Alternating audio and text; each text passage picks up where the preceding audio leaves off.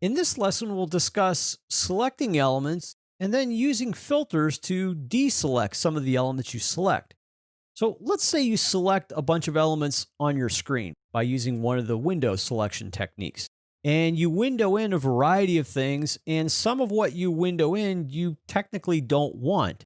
So can you filter out some of those elements? And the answer is yes. So we're going to use this view on my screen as the example. Right now, inside of the walls, I see 4 diffusers on the left and a piece of mechanical equipment on the right. Let's go ahead and select all 5 of those elements using a window selection technique.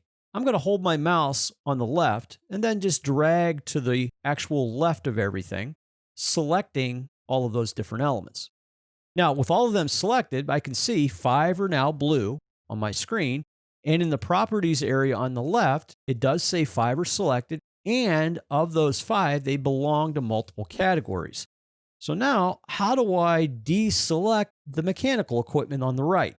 Well, to do that, I'll look at filters. On my ribbon, all the way to the right, is now a filter button. If you click filter, it will display all of the category elements that are currently selected. I see the air terminals, and there's 4 of those, and the mechanical equipment, and there's 1. Well, in this example, I don't want the mechanical equipment. So what I'll do is uncheck mark it. Go ahead and uncheck mark mechanical equipment, click apply, and now what you'll see on your screen is it actually removes that mechanical equipment from the selection set. And then click OK. Let's say this is a selection set that you would want to use over and over and over again. Well, you can save it. All the way to the right on your ribbon, to the right of filter, is a save button. So if you go up and click save, it'll now ask you, what do you want to name this selection set? And I'll call it, for this example, just 4 diffusers. You can call it whatever you want in your example, but I'll just call mine 4 diffusers and click OK. Now it saves that selection set, and you now see you have a load button to load that. Let's go ahead and clear the selection by clicking in the background or clicking modify or the escape key. Now you may ask yourself, well, how do I load that selection set back in if I don't see the load button? Well, that load button is on the Manage tab in your ribbon. So if you move your mouse all the way to the right, you'll see Manage.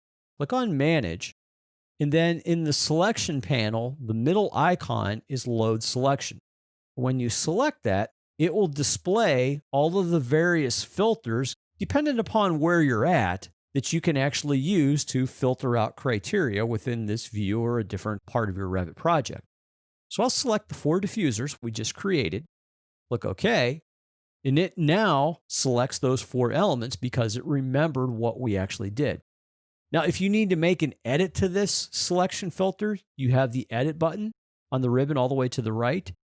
You can go up and click Edit, and now it will display all of those filters that you currently have selected or created, and you can choose which one you want to edit. So I could select 4 diffusers. I can click Edit, and now I can come in and start to add or remove elements from my selection. So if I wanted to remove an element, I could select something. Let's say this diffuser on the right, choose Remove from Selection, and now I removed it from the selection set. To save that, green check mark, Finish Selection, and then click OK. Now, go back to the Manage tab, go to the Selection panel, click Load Selection, select 4 diffusers again, and click OK.